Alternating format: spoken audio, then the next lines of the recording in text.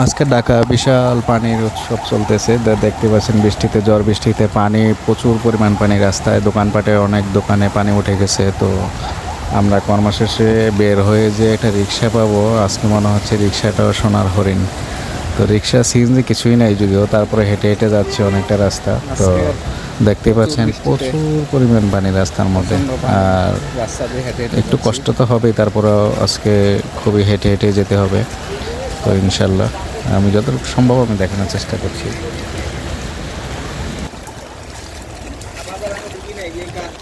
কাছাকাছি